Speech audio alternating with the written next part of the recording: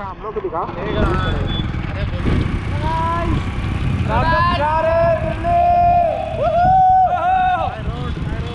By road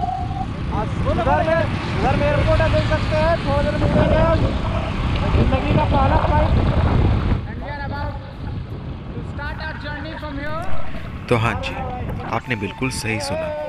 तो आज मैं बैठने वाला हूँ अपनी ज़िंदगी की पहली फ़्लाइट में और मैं जा रहा हूँ रांची से दिल्ली, क्योंकि अब एक नया सफ़र स्टार्ट होने वाला है मेरी लाइफ का।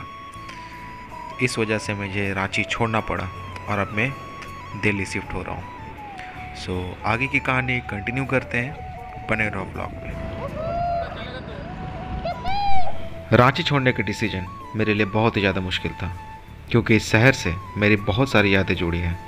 बहुत सारे लोग मिले, अच्छे दोस्त बने और यहीं से मैंने अपना करियर भी स्टार्ट किया था। बहुत सारी चीज़ें पीछे छोड़ के जा रहा हूँ, लेकिन किसी ने कहा है कहीं पे पहुँचने के लिए कहीं से निकलना ज़रूरी होता है। तो मन में बहुत सारे जज्बात और नई उम्मीदों को लेके हमारा सफ़र यहाँ से शुरू होता है और यहाँ मैं खड़ा हूँ अपने फ़्लाइट की बोर्डिंग लाइन में। अभी कुछ ही देर में हमारी बोर्डिंग होगी और हम चलेंगे फ़्लाइट के अंदर। तब हम आ चुके हैं अपनी सीट पे और तुम्हारे भाई ने जो सीट बुक की है वो है विंडो सीट। तो जब सफ़र शुरू ही कर रहे हैं तो सफ़र की शुरुआत क्यों ना अच्छे नज़ारों के साथ की जाए। थोड़ी थोड़ी फट रही है भाई,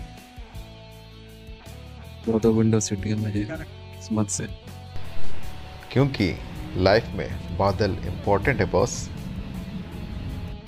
तो गाइस हमारी लाइफ जो है वैसे मूव हो रही है और मेरी थोड़ी थोड़ी फट भी रही है।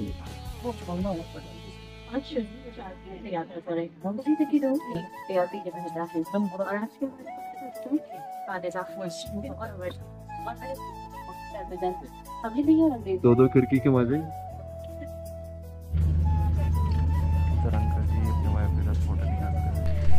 अगर आपको भी फ़्लाइट का एक्सपीरियंस है तो आपको पता होगा कि फ़्लाइट में जाने के बाद हमारे कान जो है बंद होने लगते हैं, और ख़ास करके जब आप हवा में होते हो, जब आप हाई एल्टीट्यूड पे होते हो तो आपके कान बिल्कुल सुन हो जाते हैं, क्योंकि हमारे पर्दे जो है लॉक हो जाते हैं। वही समस्या जो मुझे भी हो रही थी, जिस वजह से मैंने ईयरफोन्स लगा लिए थे। तो भाई और बहनों, कुर्सी की पेटी बांध लीजिए, क्योंकि अब हमारा विमान उड़ान भरने वाला है। तो जैसे जैसे प्लेन की रफ्तार तेज हो रही थी, वैसे हमारे दिल की धड़कन भी तेज हो रही थी और उतनी ही ज़्यादा पेट में गुदगुदी सी महसूस हो रही थी।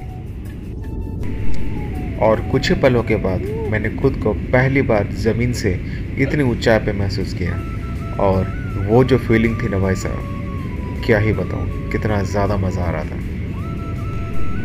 और इस पल की खुशी आपको मेरे चेहरे पे साफ साफ दिखाई दे रही होगी, जो इतनी बड़ी सी मुस्कान आई है जब खुद को इतनी ऊंचाई में पाया। जब मैंने बादलों के बीच खुद को पाया और बादलों को इतने सामने से देखा, इतने करीब से देखा, तो भाई उसकी जो फीलिंग थी ना भाई, क्या ही बोलूं, अल्टीमेट फीलिंग।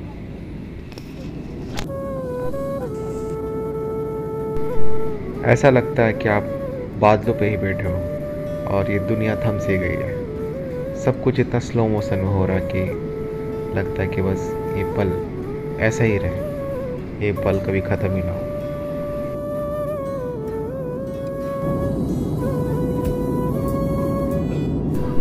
उसके बाद अंदर का कीड़ा कहता है कि चलो देखते हैं कि फ़्लाइट का वॉशरूम कैसा होता है। तो हम आ चुके हैं फ़्लाइट के वॉशरूम में और देख सकते हैं कितनी छोटी सी वॉशरूम है। यहाँ पे सिर्फ एक बंदा खड़ा हो सकता है और ज़्यादा हाथ भी नहीं फैला सकता। तो बस कुछ इस तरह का होता है वॉशरूम फ़्लाइट का, जो मुझे लगा मुझे आप लोग को दिखाना चाहिए। और उसके बाद हम वापस आ जाते हैं अपने सीट पे, और जो कानों में मुझे दर्द हो रहा था यार, क्या ही बताऊं। हाई एल्टीट्यूड की वजह से अचानक से जब प्रेशर इंक्रीज़ होता है तो हमारे कान के पर्दे जो है अंदर की तरफ चले जाते हैं, जिस वजह से बहुत ही ज़्यादा पेन होता है। लेकिन इन नज़ारों के आगे ये दर्द कुछ भी नहीं है, और कैसे हमारे 2 घंटे बीत जाते हैं हमें पता भी नहीं चलता।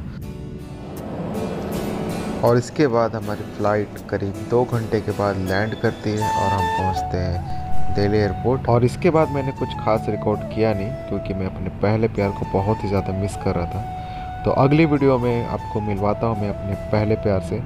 सो मिलते हैं आप नेक्स्ट वीडियो में।